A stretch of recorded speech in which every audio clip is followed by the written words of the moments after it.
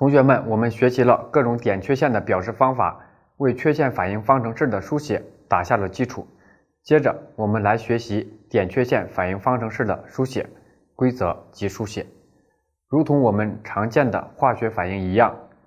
缺陷化学反应也可以用缺陷反应方程式来表示，它也遵循一定的规则。首先，我们来看第一个规则：位置关系。对于化学剂量化合物，在缺陷反应式中，作为溶剂的晶体所能提供的位置比例应保持不变，但每类位置的总数可以发生改变。比如，氯化钠晶体，钠和氯的位置关系要保持在1:1，但每个离子的总数呢可以发生改变。位置关系强调缺陷形成时，晶体中正负离子格点数之比要保持不变，而并非原子个数比保持不变。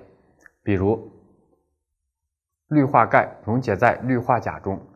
钾离子被钙离子置换，并且会产生钾离子的空位，但是钾和氯的位置关系比仍保持在1:1。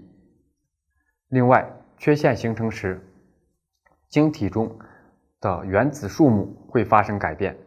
比如，在系统中加入外来杂质原子，原子数目会增加，晶体尺寸会增大。相反，当原子逃逸到周围环境中，原子的数目会减少。第二个是位置增值。形成肖特基缺陷时，质点迁移到晶体表面，位置数目增加，这个大家了解即可。同常见的化学反应方程式一样，缺陷化学反应方程式也要遵循质量守恒，即缺陷反应方程两边原子和离子的数目要相等。需要注意的是，如果有空位，空位的质量为0。同样，晶体要保持电中性，缺陷反应方程式两边的总有效电荷数必须相等。最后，还有一个表面位置。当 M 原子从晶体内迁移到表面时，可用 M 下标 S 来表示，其中 S 代表表面位置。由于晶体内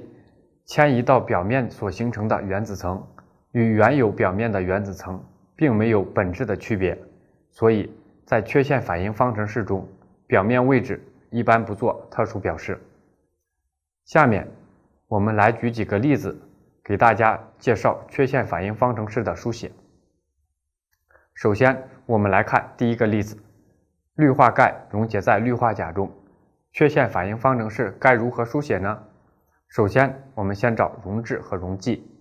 箭头上方写溶剂氯化钾，箭头的左边写溶质氯化钙，然后右边我们先写置换，钙离子置换钾离子，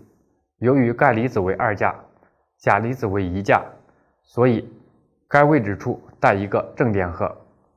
为了保持电中性，就需要形成带负电荷的缺陷，它可以是阳离子空位，也可以是阴离子间隙。当形成钾离子空位时，带一个负电荷，满足晶体电中性的规则。为保证缺陷反应方程式两边质量相等，2个氯离子置换2个氯离子。缺陷反应方程式如1-1所示。当形成阴离子间隙时，缺陷反应方程式还可以写成1-2所示，氯离子进入间隙，带一个负电荷，氯离子置换氯离子，同样也满足电中性、质量守恒等规则。此外，钙离子还可以进入间隙，带2个正电荷。为保持电中性，需要形成2个带负电荷的缺陷，如2个钾离子空位，同样2个氯离子置换氯离子。这缺陷反应方程式如1-3所示。另外，为保持电中性，还可以是2个氯离子进入间隙，这里呢我们就不再书写。以上缺陷反应方程式呢都符合书写的规则，那么到底哪一个才是实际发生的呢？通常来说，质点进入间隙位所需要的能量较高，缺陷是不容易产生的，所以氯化钙溶解在氯化钾中，钙离子置换钾离子，同时形成钾离子空位是比较合理的，所以1-1书写方式是比较合理的。下面我们再练习一个氧化镁溶解在氧化铝中，那么溶质呢就是氧化镁，溶剂就是氧化铝，所以箭头的左边写氧化镁溶质，箭头的上方写氧化铝。同样，我们第一步先写置换，一个2价的镁离子置换3价的铝离子，带一个负电荷。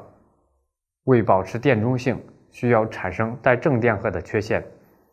可以是阴离子空位，或者说阳离子间隙。当形成空位时，